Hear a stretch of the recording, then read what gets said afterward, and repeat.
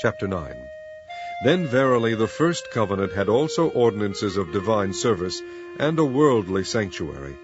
For there was a tabernacle made, the first wherein was the candlestick, and the table, and the shewbread, which is called the sanctuary.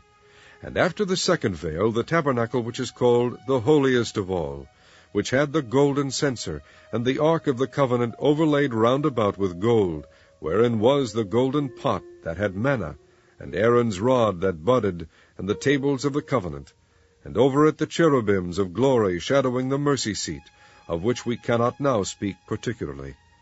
Now when these things were thus ordained, the priests went all ways into the first tabernacle, accomplishing the service of God.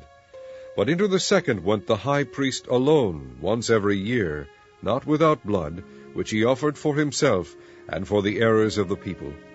The Holy Ghost this signifying, that the way into the holiest of all was not yet made manifest, while as the first tabernacle was yet standing, which was a figure for the time then present, in which were offered both gifts and sacrifices, that could not make him that did the service perfect, as pertaining to the conscience, which stood only in meats and drinks, and divers washings, and carnal ordinances imposed on them until the time of Reformation.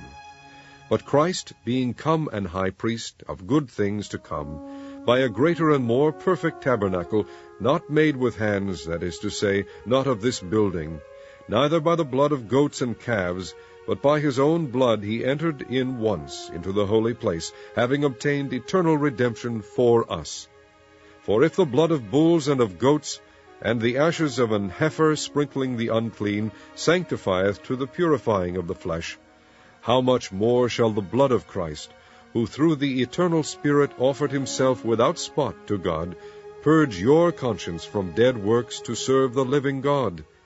And for this cause he is the mediator of the New Testament, that by means of death, for the redemption of the transgressions that were under the first testament, they which are called might receive the promise of eternal inheritance. For where a testament is, there must also of necessity be the death of the testator. For a testament is of force after men are dead, otherwise it is of no strength at all while the testator liveth. Whereupon neither the first testament was dedicated without blood.